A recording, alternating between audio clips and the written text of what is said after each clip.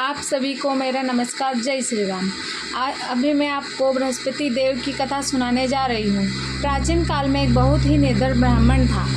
उसके कोई संतान नहीं थी। वह नित्य पूजा पाठ करता, परंतु उसकी स्त्री बहुत मलिनता के साथ रहती थी। वह न स्नान करती और न ही किसी देवता का पूजन करती। प्रातः काल उठते ही सर्वप्रथम भोजन करती, बाद में कोई अन्य कार्य करती। ब्राह्मण देवता बहुत दुखी रहते थे। पत्नी को बहुत समझाते थे, किंतु उसका कोई परिणाम न निकलता। भगवान की अनुकंपा से एक समय उस ब्राह्मण की पत्नी गर्भवती हुई। 10वें महीने में एक सुंदर कन्या को जन्म दिया। निर्धन ब्राह्मण कन्या के जन्म से बहुत दुखी हुआ। धीरे धीरे ब्राह्मण की कन्या बड़ी होने लगी। बचपन से ही उस कन्या की रुचि भगवान विष्णु की पूजा में थी। वह प्रातः उठते ही स्नान आदि करके भगवान विष्णु की पूजा करने मंदिर जाती थी। बृहस्पतिवार को व्रत करके विधिवत पूजा पाठ करती थी। पूजा पाठ के बाद वह पढ़ने के लिए पाठशाला में जाती थी।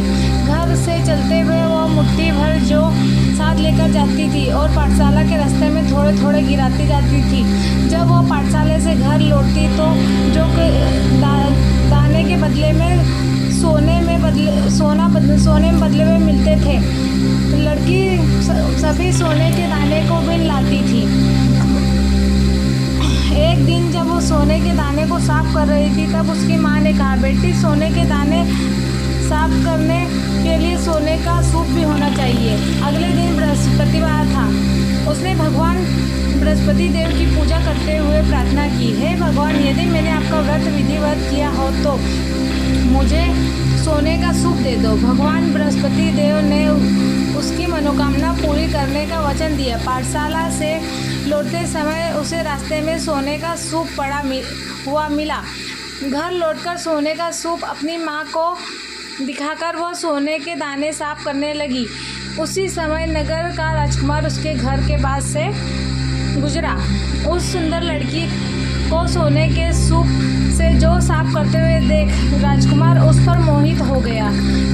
महल लौटकर राजकुमार ने राजा से उस लड़की से विवाह करने की इच्छा प्रकट की। तो राजा ने ब्राह्मण को महल बुलाकर राजकुमार से उसकी विवाह की बात कही। ब्राह्मण तैयार हो गया। धूमधाम से उस लड़की का विवाह राजकुमार के साथ हो गया। दुल्हन बनकर ब्राह्मण की लड़की महल में चली गई। लड़की के चले जाने से ब्राह्मण फिर निर्धन हो गया। उसे कई दिन तक भोजन नहीं मिलता था। बहुत दुखी होकर ब्राह्मण एक दिन अपनी लड़की के पास गया। अपने पिता से निर्धनता का समाचार सुनकर उससे बहुत सा धन देकर पिता को विदा किया। उस धन से ब्राह्मण के कुछ दिन तो आराम से गुजर गए, लेकिन जल्द ही फिर भूखे मरने के हालात हो गए। ब्राह्मण अपनी पत्नी से धन लेने के लिए फिर महल लड़की से धन लेने के लिए फिर महल पहुंचा।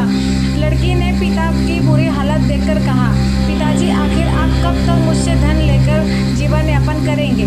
आप कोई ऐसा उपाय क्यों नहीं करते जिससे आपका घर धन संपदा से भर जाए? ब्राह्मण ने कहा, मैंने तेरी माँ को बहुत समझा लिया, पर उसकी समझ में कुछ नहीं आता। उसका फूहनपन नष्ट हो तो घर की निर्धनता भी दूर हो जाए। तब कुछ सोचकर लड़के ने पिताजी से कहा, पिताजी, आप कुछ दिनों के लिए माँ को मेरे पास छोड़ जाओ। तब कुछ सोचकर ब्राह्मण पत्नी को लड़की के पास महल छोड़ आया। लड़की ने अपनी माँ से कहा, माँ, तुम कल प्रातः उठकर स्नान आदि करके भगवान बृहस्पति देव विष्णु जी की पूजा अवश्य करना। पूजा करने से तुम्हारी निर्धनता अवश्य दूर हो जाएगी। लेकिन उसकी माँ ने उसकी कोई बात नहीं मानी। तब क्रोधित होकर लड़की ने अपनी माँ को एक कक्ष में बंद कर दिया।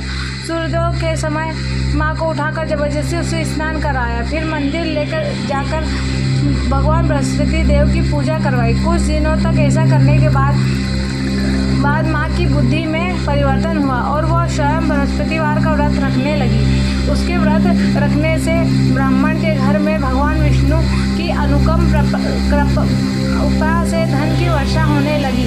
दोनों पति धन संपत्ति पाकर आनंद पूर्वक जीवन यापन करने लगे। करते हुए विष्णु धाम को चले गए। लकड़हारा बने राजा ने उन साधु से भगवान बृहस्पति देव की यह कथा सुनकर बृहस्पतिवार का व्रत करके भगवान विष्णु की पूजा की। उस दिन से उसके सभी क्लेश दूर हो गए। लेकिन अगले बृहस्पतिवार को कामकाज में अधिक व्यस्त रहने के कारण उसने भगवान बृहस्पति देव जी का व्रत नहीं किया। भगवान बृहस्पति देव लकड़हारे से क्रोधित हो गए और उसने भूल की सजा दी। उस दिन नगर के राजा ने घोषणा की, सबको सूचित किया, प्रत्येक नगरवासी मेरे महल में भोजन करने आए। जो नहीं आएगा उसे अपराधी मानकर भारी दंड दिया जाएगा। लकड़हारा बने राजा ने उस नगर के राजा की घोषणा सुनी, लेकिन जंगल से लकड़ी काटकर लाने और उन्हें बेचने में देर हो जाने के कारण वह समय पर महल में भोजन करने नहीं जा सका। अतः राजा के सैनिक लकड़हारे को पकड़कर महल ले गए। राजा ने उसे महल के कक्ष में बैठाकर भोजन कराया। उस कक्ष के एक खूंटी पर रानी का सोने का हार लटकाया हुआ था। लकड़हारा अकेला उस कक्ष में भोजन कर रहा था। तभी उसे एक आश्चर्यजनक घटना घटती देखी। देखते ही देखते वो खूंटी हार को निकल गई। थोड़ी देर के बाद राजा ने हार को गायब देखा। लकड़हारे को कारावास में डलवा दिया। लकड़हारा मन ही मन अपने भाग्य को कोसने लगा। तभी उसने जंगल में मिले साधु का स्मरण आया। थोड़ी देर में भगवान बृहस्पति देव सन्यासी के रूप में उनके सामने प्रकट हुए और कहा, हे लकड़हारे, तूने भगवान बृहस्पति देव की पूजा नहीं की, इसी कारण तुम्हें कष्ट हुआ है। लेकिन अब चिंता मत करो, बृहस्पतिवार के दिन कारागार के दरवाजे पर तुम्हें कुछ पैसे पड़े हुए मिलेंगे। उन पैसों से भगवान बृहस्पति देव का व्रत करके उनकी पूजा करोगे तो तुम्हारे सब दुख नष्ट हो जाएंगे। बृहस्पतिवार के दिन दरवाजे पर पड़े पैसे मिले से गुड़ और चने मंगाकर लकड़हारे ने बृहस्पतिवार की कथा कही तो भगवान बृहस्पति देव ने प्रसन्न होकर उस नगर के राजा को स्वप्न में लकड़हारे को कारागार से मुक्त करने को कहा। सुबह राजा ने अपने कक्ष से आकर देखा तो खूंटी पर रानी का हार टंगा हुआ था। राजा ने लकड़हारे को मुक्त किया और उसे धन और आभूषण देकर विदा किया। लकड़हार बना राजा उस नगर से चलकर अपने नगर पहुंचा तो उस नगर में धर्मशाला, बाग बगीचे देख के बहुत प्रसन्न हुआ। किसी ने पूछा, ये पूरे धर्मशाला किसने बनवाई है? सबने बताया, ये सब रानी और उसकी दासी ने बनवाया। राजा महल पहुंचा तो रानी ने उसका भव्य स्वागत किया। तब रानी ने निश्चय की, सप्ताह में एक बार तो सभी बृहस्पति देव का व्रत तथा पूजन करते हैं, परंतु मैं प्रतिदिन व्रत किया करूँगा तथा दिन में 3 बार कथा कहा करूँगा। अब राजा हर समय दुसाले में चने की दाल बांधे रहता तथा दिन में 3 बार बृहस्पति देव की कथा कहता।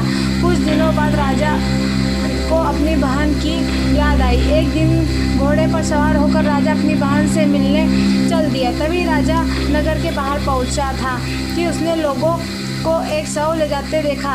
राजा को स्मरण हो आया कि आज उसने किसी को बृहस्पतिवार की व्रत कथा नहीं सुनाई। राजा ने उन लोगों को रोककर कहा, भाइयों, आप शव को ले जाने से पहले मुझसे बृहस्पतिवार की कथा सुन ले। लोगों ने राजा पर क्रोधित होते हुए कहा, तुम पागल तो नहीं हो? लेकिन कुछ बूढ़े बड़े लोगों ने कहा, अच्छा भाई, साथ में चलते चलते तुम अपनी कथा भी सुना लो। राजा ने चलते हुए आधी कथा सुनाई। शव हिलने लगा। राजा की पूरी कथा सुनते ही शव उठकर बैठ गया। लोगों ने हैरानी से दांतों तले उंगलियां दबाई और अगले बृहस्पतिवार से भगवान बृहस्पति देव का व्रत करने और कथा सुनने का निश्चय कर लिया। अब घोड़े पर सवार राजा चलते हुए किसान के पास पहुंचा। किसान ने अपने खेत में हल चला रहा था।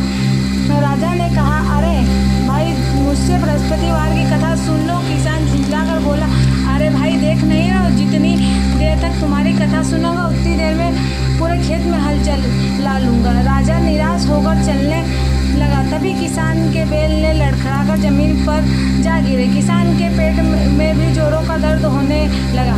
उस किसान की पत्नी जब खाना लेकर आई तो उसने कहा, किसान से इस बारे में पूछा। किसान ने घुड़सवार की पूरी बात सुनाई। किसान की पत्नी दौड़ती हुई राजा के पास पहुंचकर हाथ जोड़कर बोली, भैया, मैं तुम्हारी कथा सुनने को तैयार हूँ। राजा ने उसके साथ खेत पर पहुंचकर बृहस्पतिवार की कथा सुनाई। तभी बैल उठकर खड़े हो गए। किसान के पेट का दर्द भी तुरंत ठीक हो रहा है। राजा अपनी बहन के घर पहुंचा तो उसकी बहुत आओ अवगत हुई। अगले दिन सुबह उठकर राजा ने देखा कि घर के सभी लोग भोजन कर रहे हैं। किसी भूखे को बृहस्पतिवार की कथा सुनाए बिना राजा भोजन नहीं करता था। उसने बहन से कहा, बहन, क्या मैं घर में कोई ऐसा व्यक्ति है जिससे अभी तक भोजन न किया हो? उसकी बहन बोली, भैया, हमारे घर में तो आपके पूरे नगर में ऐसा व्यक्ति नहीं मिलेगा जिसने सुबह सुबह भोजन नहीं किया हो। तब राजा ने बहन के घर से निकलकर उस नगर में बिना भोजन किए व्यक्ति की तलाश की कि एक गड़ेड़िए के घर उसका बेटा बहुत बीमार होने के कारण वो भूखा रह गया था। राजा ने उसको जाकर बृहस्पतिवार की कथा सुनाई। कथा सुनते सुनते गड़ेड़िए का बीमार बेटा बिल्कुल ठीक हो गया। सबने राजा की बहुत प्रशंसा की।